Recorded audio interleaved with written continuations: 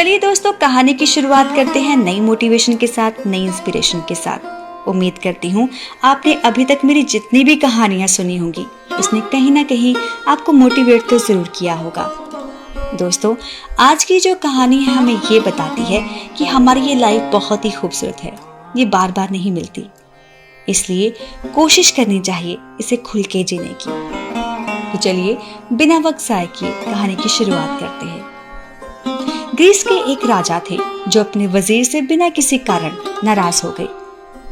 अब नाराजगी की वजह से वो अपने वजीर को फांसी की सजा सुना देते हैं। ऐलान करते हैं कि शाम को ठीक 6 बजे वजीर को फांसी दे दी जाएगी। अब हैरानी की बात यह है, जब वजीर को सजा दी गई तब वो दरबार में नहीं था और राजा अपने सैनिकों को आदेश देता है कि जाके वजीर को बता कर आओ कि आज शाम ठीक 6 बजे तुझे फांसी पे लटका दिया जाएगा।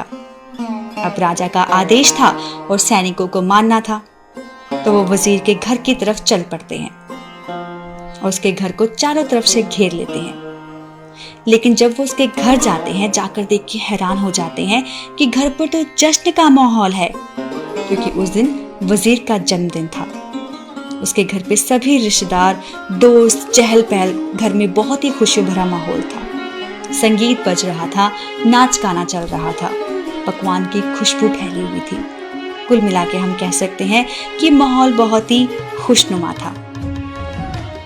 अब सैनिकों ने राजा का जो आदेश था भरी महफिल में सुना दिया कि आज शाम ठीक 6 बजे तुझे फांसी दे दी जाएगी, ये राजा का आदेश है।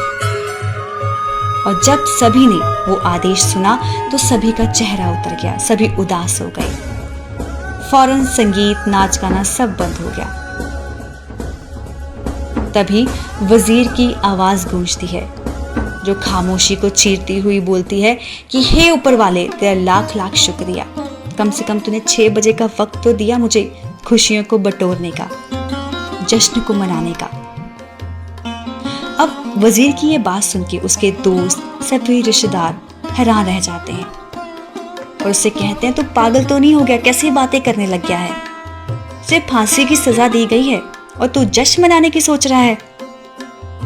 अब किसी तरह वजीर ने अपने दोस्तों को, रिश्तेदारों को मना लिया और फिर से जश्न को शुरू कर दिया। दोस्त उदास तो थे, लेकिन क्या करते, दोस्त की खुशी का सवाल जो था, इसलिए वो उसके जश्न में शामिल हो जाते हैं। लेकिन जब ये खबर सैनिक राजा को देते हैं तब राजा हैरान हो जाता है और पूरा माजरा क्या है उसे जानने के लिए वो वजीर के घर पहुंच जाता है और जाकर देखता है कि घर पर तो जश्न का माहौल है, सभी लोग बहुत ही खुशियां मना रहे हैं।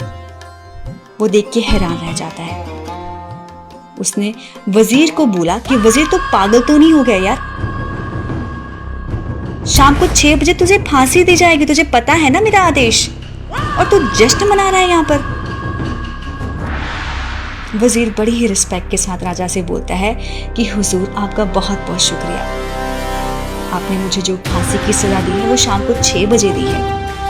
कम से कम मेरे पास 6 बजे तक का तो वक्त मुझे मिला, जो कि मेरा अपना वक्त है। मैं अपनी मर्जी से अपनी जिंदगी जी सकता हूँ, अपने दोस्तों के साथ, परिवार के साथ, रिश्तेदारों के साथ जश्न मना सकता हूँ। अगर आपने मुझे 6 बजे तक का वक्त ना दिया होता तो मैं ये खुशियां कैसे बटोरता? मेरी लाइफ है ना, मैं कैसे जीऊं ये मुझे देखना है। मेरे पास जितना भी वक्त है मैं इसे खुशी खुशी गुजारना चाहता हूँ। वजीर की ये बात सुन के राजा उसे गले लगा लेते हैं, खुश हो जाते हैं उसकी इस बात से और कहते हैं कि जिस इंसान को अपने वक्त की इतनी कद्र हो, हर लम्हा जो खुशी खुशी बिताना चाहता हो, उसे मैं मौत की सजा देने वाला कौन होता हूँ? उसे जिंदगी जीने का पूरा हक है। तुम्हारी इन्हीं बातों ने मेरा दिल खुश कर दिया, जा तुझे फांसी की सजा माफ कर दी गई। दोस्तों, इस कहानी से हमें क्या शिक्षा मिलती है? यही कि जिंदगी बहुत ही खूबसूरत है। कोशिश करनी चाहिए इसके हर लम्हे को, हर मोमेंट को खुशी खुशी गुजारने की। प्रॉब्लम हर किसी की लाइफ में आती है, हर किसी का वक्त ऊपर नीचे होता है, लेकिन अगर हम ही परेशान हो जाएंगे तो हम ये जिंदगी अच्छे से नहीं जी पाएंगे। इसलिए दोस्तों, अपने टाइम का, अपने वक्त का सही उपयोग करना चाहिए, क्योंकि जिंदगी बार बार नहीं मिलती। इसे खुल के जीना चाहिए। उम्मीद करती हूँ आपको आज की ये मेरी कहानी जरूर पसंद आई होगी। अब मैं आपको मिलूंगी हमारी अगली नई कहानी के साथ। धन्यवाद।